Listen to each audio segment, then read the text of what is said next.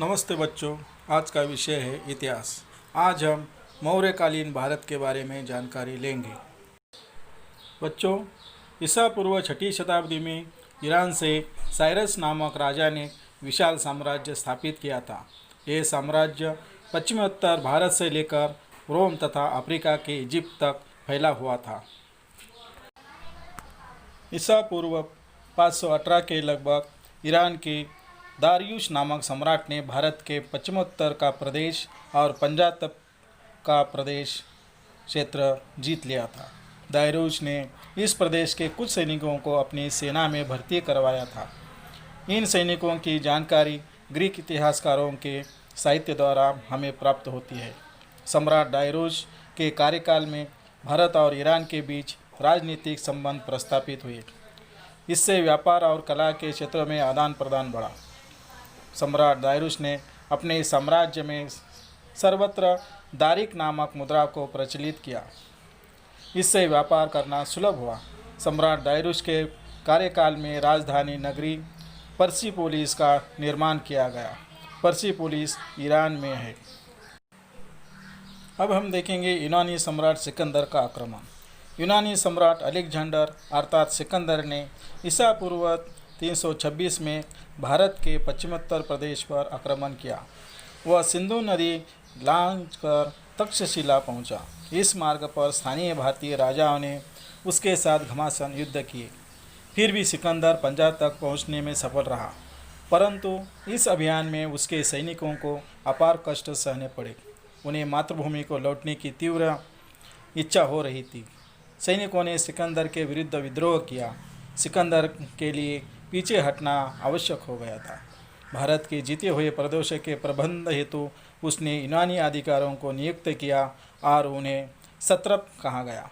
इसके बाद वह लौट गया, परंतु बीच रास्ते में बेबीलोन नामक स्थान पर ईसा पूर्व 323 में उसकी मृत्यु हो गई। यह स्थान वर्तमान में इराक में है। सिकंदर के आगमन से भारत और पश्चिमी विश्व के बीच व्यापार बढ़ा। सिकंदर के साथ जो इतिहासकार थे, उन्होंने अपने साहित्य द्वारा पश्चिमी विश्व को भारत से परिचित कराया। यूनानी मूर्तिकला का भारतीय कला शैली पर प्रभाव पड़ा। इससे जिस शैली का निर्माण हुआ उसे गांधार शैली कहते हैं। यूनानी राजाओं के सिक्के वैशिष्ट्यपूर्ण होते थे। सिक्के पर एक ओर सिक्के ढालने वाले के राजा का चित्र तथा दूसरी ओर यूनानी देवता का चित्र अंकित रहता था। सिक्के पर उस राजा का नाम भी अंकित रहता था। सिकंदर के सिक्के भी ऐसे ही थे। कालांतर में भारत के राजाओं ने भी ऐसे ही सिक्के ढालना प्रारंभ किया। अब हम देखेंगे मौर्य साम्राज्य। चंद्रगुप्त मौर्य ने मौर्य साम्राज्य की स्थापना की। मगध के नंद राजा धनानंद की अत्याचारी अन्यायी शासन व्यवस्था से लोग त्रस्त हो गए थे। उसको पराजित कर चंद्रगुप्त मौर्य ने ईसा पूर्व लगभग 325 में मगध पर अपनी सत्ता प्रस्थापित की। उसने अवंती और सौराष्ट्र को जीतकर अपने साम्राज्य को विस्तारित करना प्रारंभ किया। सिकंदर द्वारा नियुक्त सत्रपों के बीच सिकंदर की मृत्यु के बाद सत्ता के लिए परस्पर युद्ध प्रारंभ हुए। सेक्युलस निकेटर सिकंदर का सेनापति था। सिकंदर की मृत्यु के बाद वो बेबीलोन का राजा बन बैठा था। उसने पश्चिमोत्तर भारत और पंजाब पर आक्रमण किया। चंद्रगुप्त मौर्य ने उसके आक्रमण का सफलतापूर्वक सामना किया। सेक्युलस निकेटर को पराजित करने से अफगानिस्तान के काबुल, कंधार, हेरात प्रदेश में उसके साम्राज्य में समाविष्ट हो गए। संस्कृत नाटककार विशाख दत्त ने मुद्राराक्षक नाटक लिखा है। इस नाटक में धनानंद का संहार कर चंद्रगुप्त मौर्य ने अपनी सत्ता किस प्रकार स्थापित की, इस कथानक को व्यक्त किया है। इस कथानक में आर्य चाणक्य अर्थात कौटिल्य के योगदान को विशेष महत्व। मेगस्थनीज सेक्युलस निकेटर का राजदूत था और चंद्रगुप्त मौर्य के दरबार में रह चुका था। उसके इंडिका ग्रंथ में लिखित यह तत्कालीन लेखन मौर्यकालीन भारत का अध्ययन करने की दृष्टि से महत्वपूर्ण साधन है। गुजरात में जूनागढ़ के समीप सम्राट चंद्रगुप्त मौर्य ने सुदर्शन नामक बांध का निर्माण करवाया था। और इस उल्लेख का शिलालेख पाया जाता है। जैन परंपरा के अनुसार माना जाता है कि चंद्रगुप्त मौर्य ने जैन धर्म का स्वीकार किया था। जीवन के अंतिम समय में उसने राज्य पद का त्याग किया था। अपना शेष जीवन उसने कर्नाटक के श्रवणबेलगोल में व्यतीत किया, वहीं पर उसकी मृत्यु हुई। अब हम देखेंगे सम्राट अशोक। चंद्रगुप्त द्वारा राज्य पद का त्याग किए जाने के बाद उसका बेटा बिंदुसार मगध का राजा बना। बिंदुसार की मृत्यु के पश्चात उसका बेटा अशोक ईसा पूर्व 273 में सत्तासीन हुआ। राजा बनने से पूर्व उसकी नियुक्ति तक्षशिला और उज्जैनी के राज्यपाल के रूप में की गई थी। राज्यपाल के रूप में कार्य करते समय तक्षशिला में विद्रोह हुआ था और अशोक ने इस विद्रोह को सफलतापूर्वक दबाया था। मगध का सम्राट पद प्राप्त करने के पश्चात उसने कलिंग पर आक्रमण किया। कलिंग राज्य का प्रदेश वर्तमान ओडिशा राज्य में था। सम्राट अशोक ने कलिंग पर विजय प्राप्त की। सम्राट अशोक के राज्य का विस्तार पश्चिमोत्तर अफगानिस्तान तथा उत्तर दिशा में नेपाल से दक्षिण दिशा में कर्नाटक तथा आंध्र प्रदेश तक, पूर्व दिशा में बंगाल से पश्चिम में सौराष्ट्र तक था प्राप्त की। सम्राट अशोक के राज्य का विस्तार पश्चिमोत्तर अफगानिस्तान तथा उत्तर दिशा में नेपाल से दक्षिण दिशा में कर्नाटक तथा आंध्र प्रदेश तक, पूर्व दिशा में बंगाल से पश्चिम में सौराष्ट्र तक था। अब हम देखेंगे कलिंग युद्ध। कलिंग युद्ध में हुए रक्तपात को देखकर अशोक ने पुनः कभी युद्ध न करने का निश्चय किया। उसकी दृष्टि से सत्य, अहिंसा, दूसरों के प्रति दया और क्षमावृत्ति जैसे गुण महत्वपूर्ण थे। अशोक ने अपना संदेश लोगों तक पहुंचाने के लिए विभिन्न स्थानों पर शिलालेख और स्तंभ उकेरवाए। ये लेख ब्राह्मी लिपि में है।